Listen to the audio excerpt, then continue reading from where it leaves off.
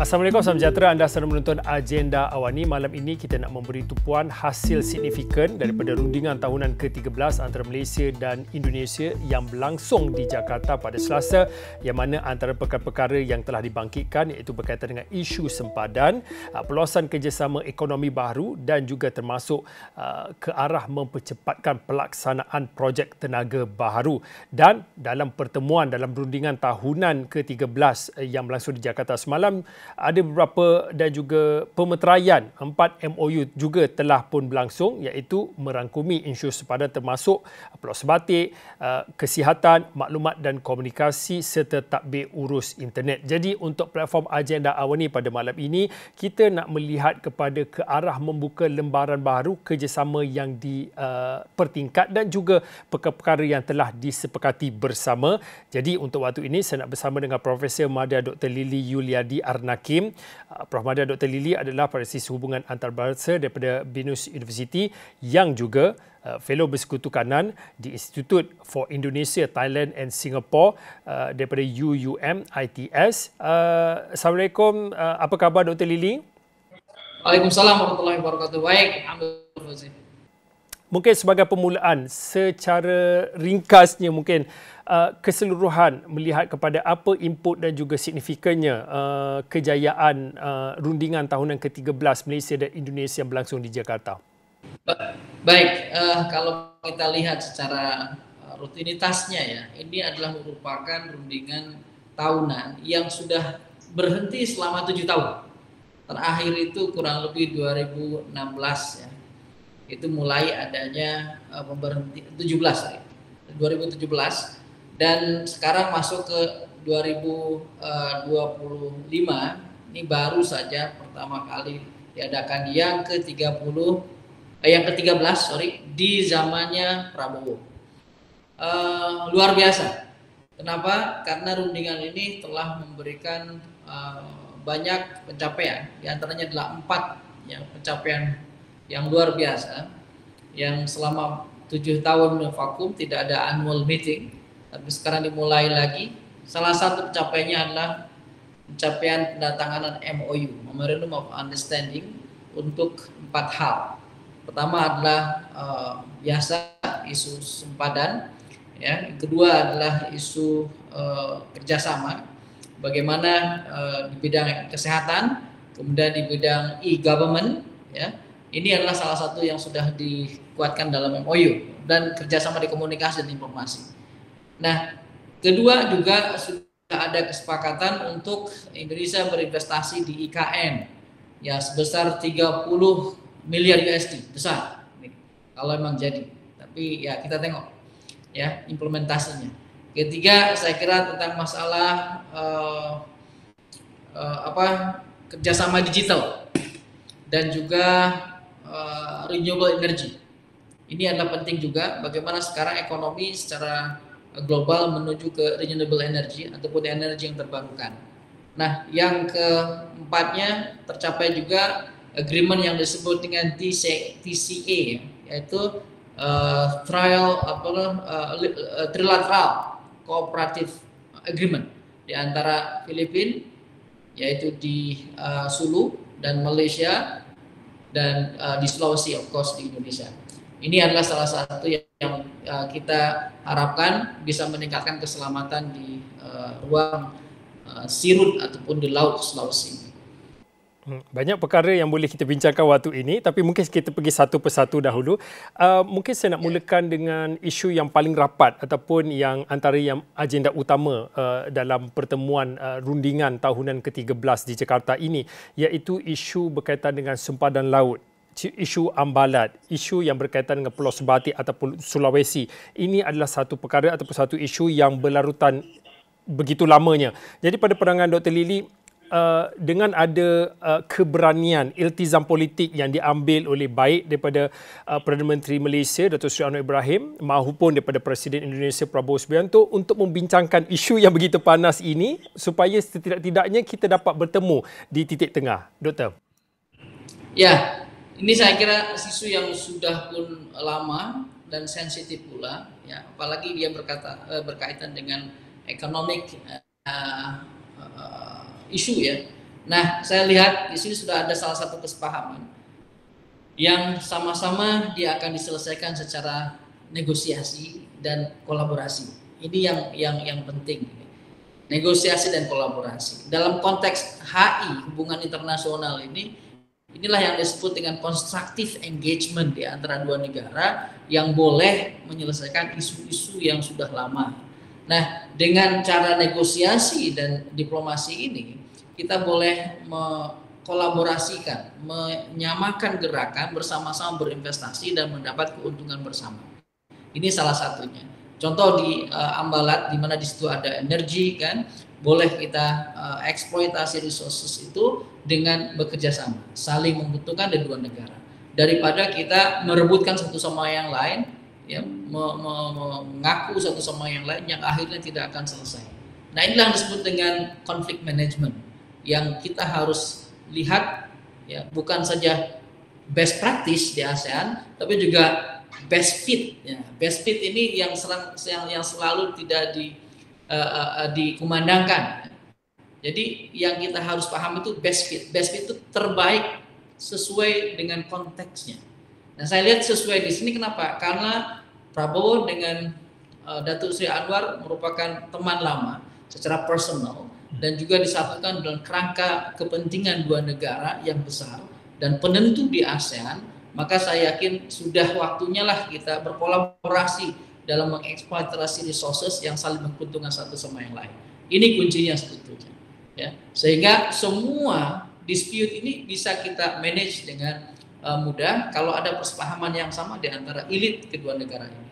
So, cultural bound, ya, adanya self confident di antara satu sama yang lain. Ini kunci mana keberhasilan. Kata saya bukan saja best practice di ASEAN, tapi juga best fit, ya, yang sesuai dengan konteks, ya, khususnya di Indonesia dan Malaysia. Ini menarik untuk kita bahaskan, ya, Dr. Lily, kerana apabila berlaku sedikit pergeseran ataupun sedikit pertikaian, khususnya melibatkan sempadan, garisan sempadan kedaulatan, seringkali ada pihak-pihak memilih untuk bergaduh daripada berbincang ataupun berdialog. Jadi tadi dibangkitkan oleh Dr. Lily, selain pada kita melihat kawasan sensitif yang sering digembar-gemburkan itu, sebenarnya kita perlu melihat potensi dan juga ekonomi yang boleh dimanfaatkan bersama. Saya nak tarik sedikit untuk kita melihat dalam konteks IKN ataupun IKN itu sendiri, Ibu Kota Nusantara. Bagaimana mungkin Dr. Lily boleh beri sedikit gambaran, kerana akhirnya bukan soal politik semata-mata, tetapi kita bercakap tentang kemakmuran bersama yang boleh dimanfaatkan baik untuk Indonesia dan juga Malaysia. Khususnya kita bercakap tentang ICANN, disebutkan ada pelaburan ataupun perdagangan 30 bilion USD, itu banyak tu, Dr. Lily. Ya, siap. Nah, ini kita harus pahami dalam konteks rancangan ke depan, belum ada lagi. Karena IKN pun, ya, harus dipastikan dulu secara undang-undang, ya, secara aturan yang jelas tuh. Sekarang ini IKN menjadi isu yang sangat juga di Indonesia, dan malahan kalau kita lihat dalam domestik politik Indonesia, inilah isu yang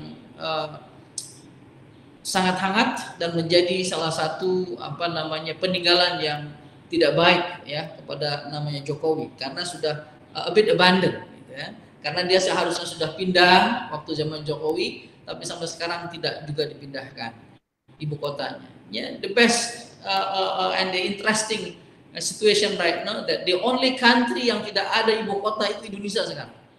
Karena ibu kota Indonesia, ya, seharusnya Jakarta sudah dicabut oleh Jokowi, dipindahkan ke IKN, ibu kota Nusantara, tetapi belum ada kebutuhan presidennya ataupun keputusan presiden untuk pindah ke sana, sehingga pembangunan di IKN juga belum siap. Prabowo menyatakan bahwa mungkin sekitar 3 tahunan paling cepat baru ready kalau ada investasi yang masuk. Nah, Malaysia salah satu yang menawarkan adanya sekitar 30, ya, miliar dolar, dan ini besar. Nah, kalau ini tercapai, of course Malaysia pun tidak akan senang memberikan investasi selagi status undang-undangnya tak jelas, proyek kedepannya tak jelas. Nah, oleh karena itu kedua negara ini merupakan boleh dikatakan ya yang sama-sama harus generate the ideas dan juga the implementations. Bagaimana ibu kota ini bisa terpindahkan ke sana? Karena sampai sekarang belum komplit, sehingga Prabowo menyarankan pindah ke IKN ini harus sudah settle semua, sudah ready semua, at least supporting offices-nya sudah ready. Nah ini, nah kalau ini sudah terjadi, ini akan kuatkan lagi hubungan antara Indonesia dan Malaysia, karena ini merupakan ibu kota yang juga dekat secara geografinya kepada Malaysia Timur ya, khususnya ke Sabah. Nah ini saya pikir yang kita harus betul-betul ya kita doakan mudah-mudahan terrealisasi dengan baik, ya, undang-undangnya pun clear, karena terus terang menjadi topik pembahasan hangat juga IKN itu di Indonesia, di domestic politik. Jangan sampai ini adalah terlantar, tidak digunakan. Ya, sebab ada 2 proposal yang sudah dijelaskan tentang masalah IKN. Tapi nantilah lain kali kita bincang masalah IKN untuk dalam prospeknya. Tapi dengan adanya investasi dari Malaysia sekitar 30 billion ataupun 30 miliar ya USD ini, saya pikir merupakan sebuah angin segar untuk boleh meneruskan kembali pembangunan IKN. Itu saya kira. Mungkin sedikit tambah lagi berkaitan dengan IKN, selain pada melihat kepada cabaran IKN itu sendiri untuk berdiri dengan sendirinya, dan juga kita bercakap tadi tentang peluang perdagangan untuk Malaysia dan juga Indonesia untuk pembangunan IKN, tetapi mungkin boleh beri sedikit gambaran bagaimana IKN dan juga penglibatan peranan Malaysia itu sendiri dalam konteks, bukan saja kita bercakap tentang ekonomi ya Dr. Lily, tapi kita bercakap dalam konteks geopolitik persaingan kuasa-kuasa besar, baik antara Amerika Syarikat malah daripada China. Kita tahu rantau ASEAN ini cukup menjadi persaingan yang ataupun rebutan daripada 2 kuasa besar ini. Jadi bagaimana IKN itu ada main begitu dinamik sendiri, malah peranan Malaysia juga diperlukan. Bagaimana pandangan Dr. Lily? Betul, karena juga kita lihat bahwa Indonesia dan Malaysia ini adalah the 2 states yang sangat determinan dalam pergerakannya regional movement di ASEAN itu sendiri. Ya. Dan kita punya di ASEAN yang disebut dengan ASEAN Outlook on Indo-Pacific. Dengan pindahnya IKN ke sebelah sana, maka sebetulnya adalah sudah menjadi sebuah strategi kolaborasi antara Indonesia dan Malaysia untuk mempertahankan inclusivity region ini. Karena banyak yang sudah mengutarakan tentang Indo-Pasifik.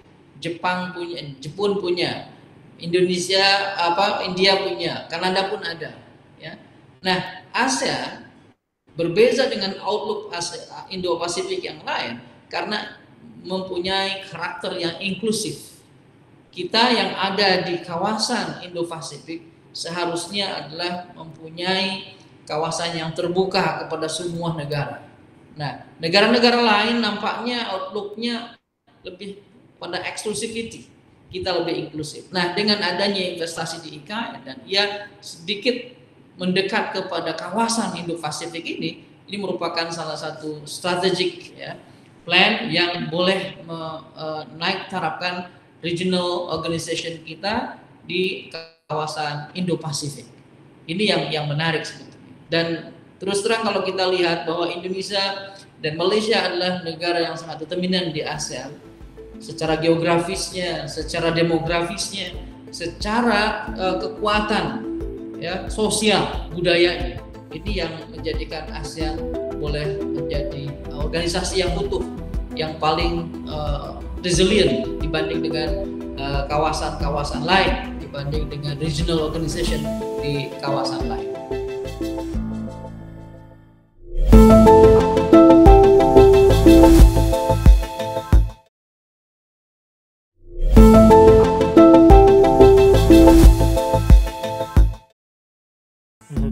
Dr. Lily, saya nak tarik perhatian kita pergi pada satu perkara lagi yang menjadi tumpuan dalam rundingan tahunan semalam, iaitu kerjasama dalam bidang ekonomi baharu, khususnya tenaga baharu. Dalam konteks Malaysia, sudah tentu negeri Sarawak begitu terkehadapan dalam soal tenaga baharu, tenaga hijau.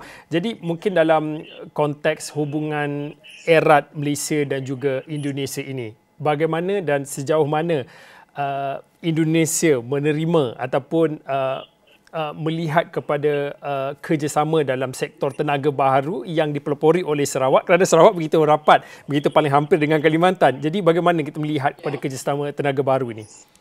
Ya, ini adalah salah satu proyeksi yang besar ke depan, bahwa renewable energy adalah salah satu alternatif yang semua orang look forward, ya, mencarinya. Nah, oleh karena itu saya pikir ini adalah merupakan salah satu yang sangat strategik dan sangat menentukan masa ekonomi ke depan. Karena satu, IKN yang kita bincang tadi adalah juga membawa green city, green economy, smart. Dan ini semuanya tidak boleh kalau tidak ada renewable energy. Source-nya adalah renewable energy. Apalagi sekarang dengan semakin bersebarnya otomotif, ya, elektrik ataupun vehicles yang berdasarkan kepada listrik ini, elektrik ini adalah merupakan salah satu yang memerlukan renewable energy. Jadi saya pikir ke depan mau tidak mau memang alternatif energi yang disebut dengan renewable energy, energi yang terbarukan itu adalah salah satu yang diwanti-wanti, ditunggu-tunggu oleh semua negara. Nah, Indonesia dan Sarawak mempunyai resource itu, mempunyai sumber itu.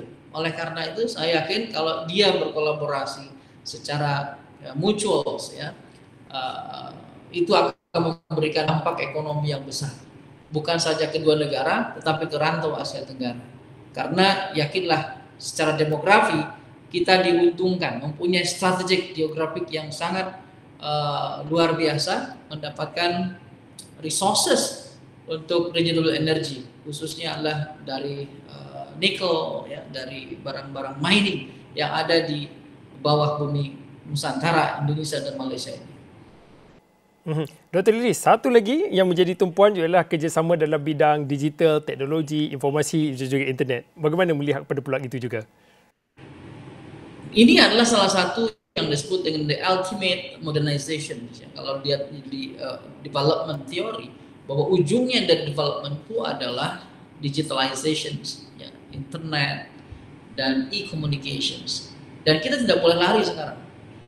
Dari segi komunikasi kita sekarang sangat connected by digital. Untuk social connections, untuk economic connections, e-commerce bukan main di mana-mana sekarang. Ya, dan ASEAN sudah mempunyai cara pembayaran tersendiri, khususnya dengan menggunakan QRIS. Nah, ini adalah merupakan salah satu yang tidak boleh kita elakkan. Mesti kita masuk ke sebuah kerjasama internet dan digitalization, ya. Kalau kita lihat bagaimana pergerakan digitalization itu tidak boleh dihindari, tidak boleh di stop. Malahan kemarin sempat Trump meminta ke Indonesia untuk tidak menggunakan QRIS karena dia sudah ditinggalkan visa dan Mastercard-nya. Merupakan tantangan yang luar biasa. Tapi akhirnya kita bisa boleh mempertahankan bagaimana QRIS boleh digunakan di Indonesia dan di rantau Asia Tenggara secara keseluruhan. Oleh karena itu, investasi di bidang komunikasi dan digitalisasi ini tidak boleh terelakkan. Kena masuk karena dia akan sama-sama bermain di level global, di level kawasan, dan juga boleh disosialisasikan di level nasional. Seperti biasa, annual meeting Indonesia-Malaysia ini selalu saja membicarakan, pertama adalah bilateral antara dua negara Indonesia dan Malaysia, kedua adalah regional ASEAN, di mana kedua negara ini menjadi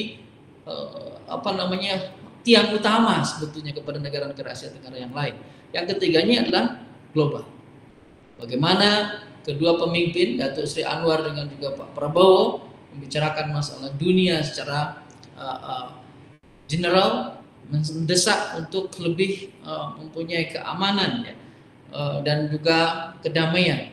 Bagaimana mengakhiri konflik contohnya di Palestina, bagaimana mengakhiri konflik di Rusia. Nah, ini adalah merupakan sebuah rekomendasi dari kedua pemimpin itu untuk dilakukan. Terlebih lagi sekarang kita diganggu dengan adanya konflik antara Kambodia dan Thailand. Ini adalah merupakan salah satu isu bilateral yang tidak ujung hilang, tetapi selalu dimanage dengan baik. dulu dengan hotline-nya, bagaimana the former Minister of Foreign Affairs waktu itu Indonesia jadi chairman ASEAN, ada lagi konflik yang melibatkan pertempuran antara tentara Thailand dan Kambodia, selesai. Sekarang Malaysia menjadi presiden, ke chairman of ASEAN, ada juga ini. Tapi alhamdulillah kemarin juga sudah diberikan ceasefire, artinya peacekeeping-nya sudah mulai terbentuk supaya muncul perdamaian. Dan apabila kita ada konflik di antara dua negara, khususnya negara-negara ASEAN ataupun ASEAN partner yang lainnya, salah satu kuncinya adalah TSC dan ASEAN Charter memberikan pandangan untuk menyelesaikannya secara damai. Tidak ada force, tidak ada peperangan.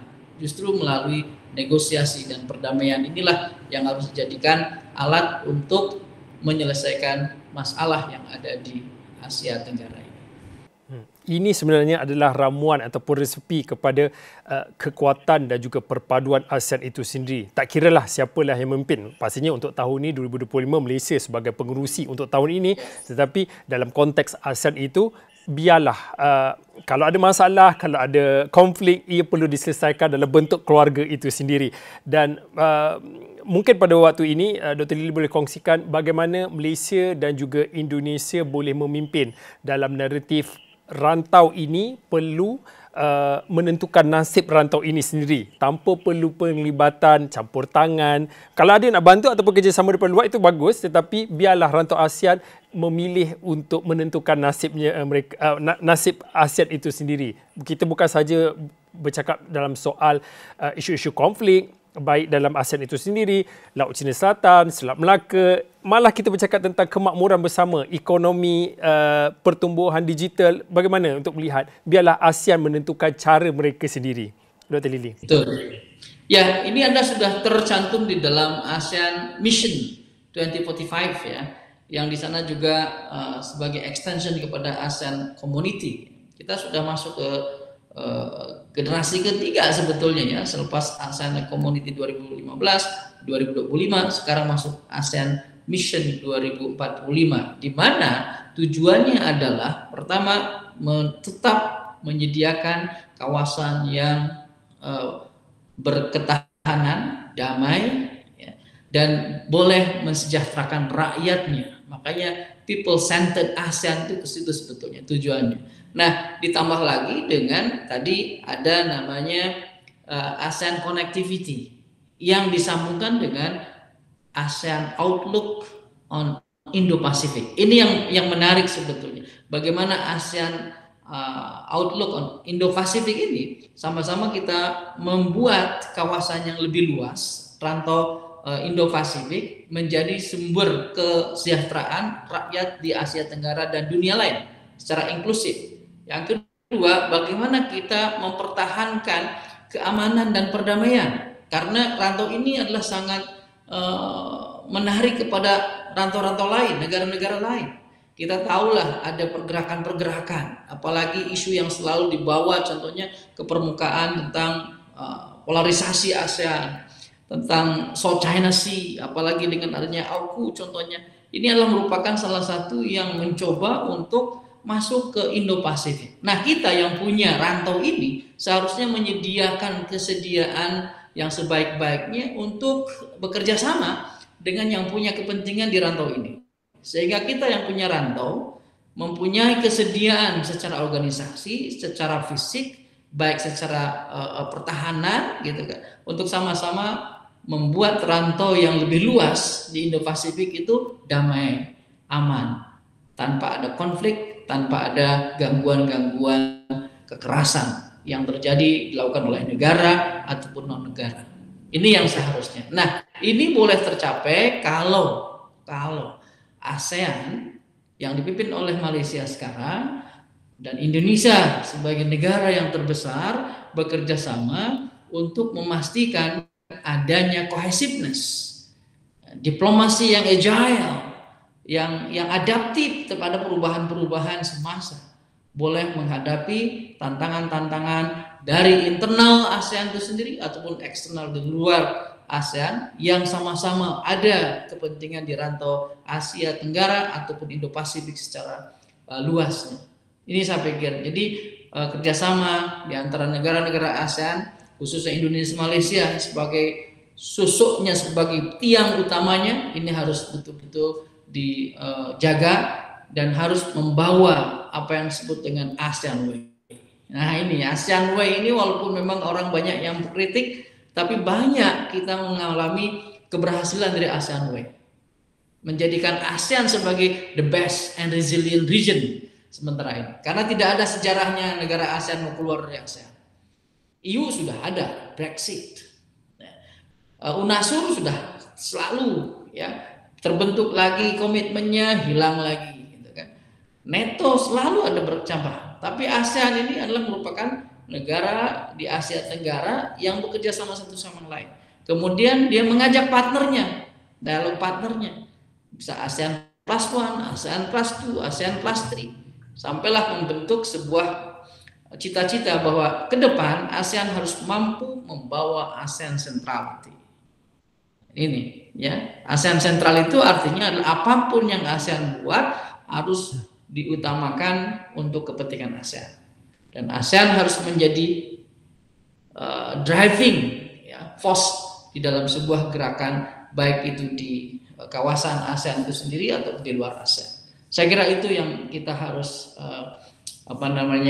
melihat ya secara optimis, bahwa ke depan memang ASEAN adalah Asia Tenggara yang aman, tentram. Walaupun ada memang konflik sana sini, tapi dengan ASEAN inilah kita boleh meredam dan menyelesaikan konflik dengan damai.